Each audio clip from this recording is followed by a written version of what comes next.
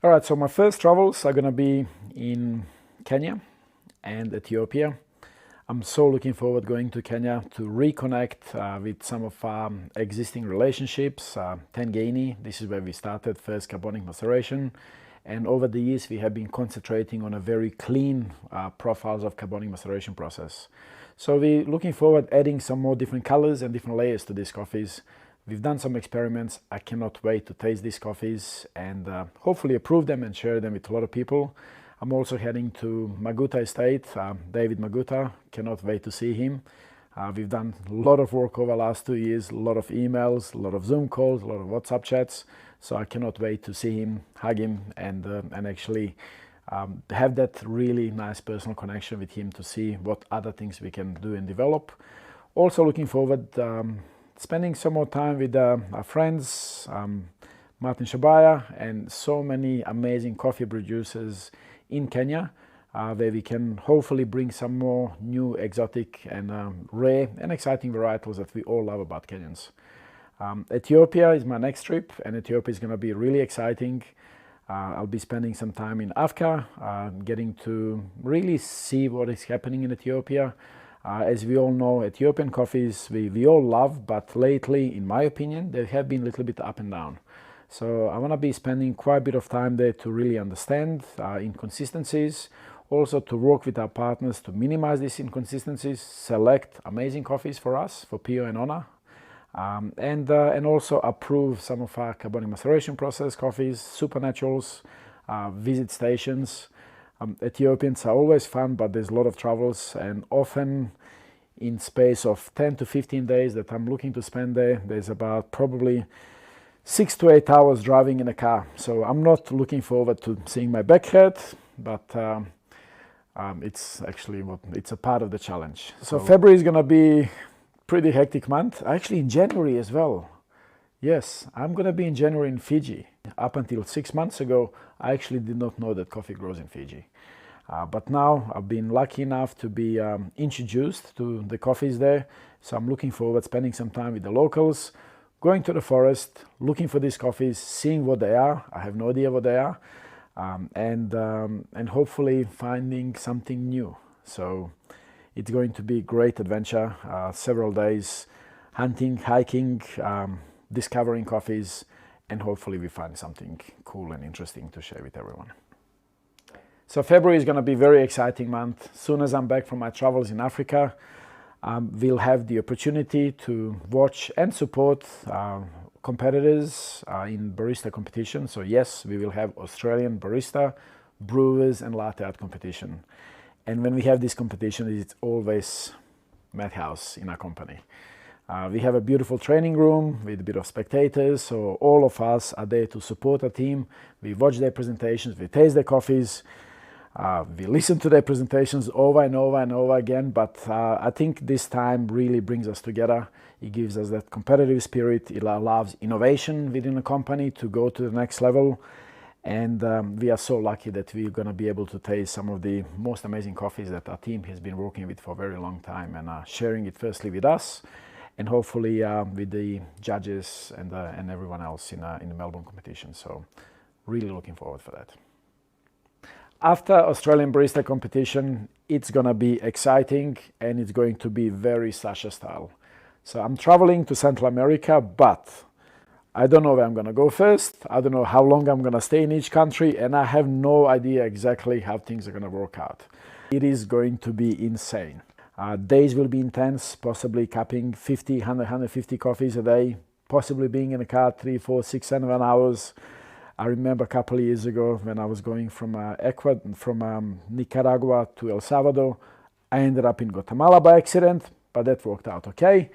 So the trip is going to be insane. I'll be seeing some of our existing partners, some of our farms that I co-own in Nicaragua, in Honduras, in Panama, of course. And I'm looking forward to going to El Salvador as well.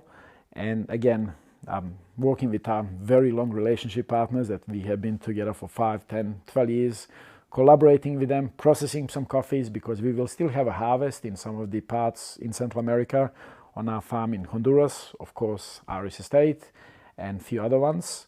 And also I'm looking forward reconnecting with some of the partners that we do a lot of processing, a lot of fermentation, making sure that we are creating the coffees that are not just the trend, but we're creating the coffees that will be the future trends. So looking forward to having these deeper discussions, making my hands dirty, picking these coffees, fermenting, processing, and I really hope meeting some of the new farmers, new relationships, and be able to bring some of the new coffees that we have not tasted before. I'm going to be taking some time off after, so in May I'm going to be in Busan as well. I forgot to mention that. So in May I'll be in Korea. We're going to be going to Busan for World Championships. Nucleus will have a booth, so we'll be there with Nucleus Coffee. I think I will be spending some time with the Sanremo as well. Find the opportunity to catch up with Sanremo team, and so I really hope that this will be my only travel in May. But I'm taking some time off in June, so I think every single month I'm traveling somewhere, and usually with a lot of travels, I do need a break in between, I'm looking forward to spending 2-3 weeks off with the family. I will give my best not to be involved in a coffee for these 3 weeks as much.